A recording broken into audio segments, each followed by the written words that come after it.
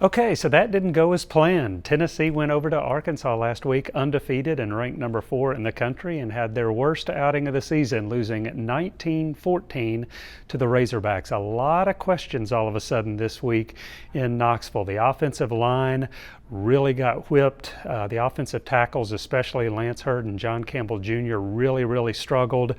So Tennessee's offensive line having to regroup after what Arkansas did to them. A lot of confusion, a lot of pre-snap penalties. That in turn affected Nico Iamaleava. The redshirt freshman lost his very first game as Tennessee's starting quarterback. He's been sacked 7 times in the last 2 games. How does he handle that?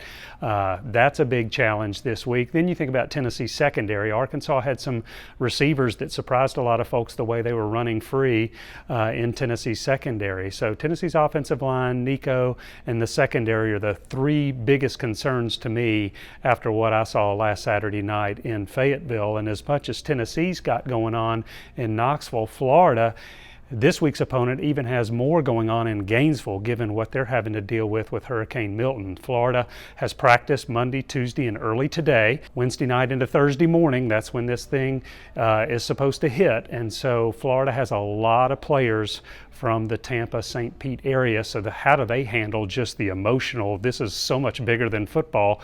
How do they handle that? That becomes a big deal for Florida, because otherwise Florida's kind of been on a little bit of a roll lately. They've won their last couple of games.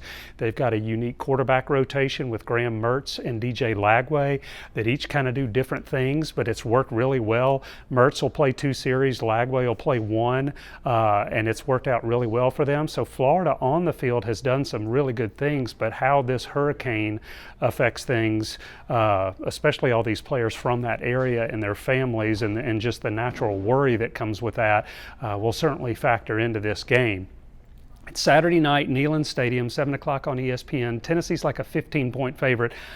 I'll pick Tennessee to win, but I don't think it's going to be by that much. I think Florida plays them close. This is a historic rivalry, and Florida has had their number in recent years. So I will go with Tennessee in a very close game to bounce back from what we saw this past weekend at Arkansas. Tune in to TimesFreePress.com for all of the coverage of Tennessee football. I'm David Pascal. Take care, everybody.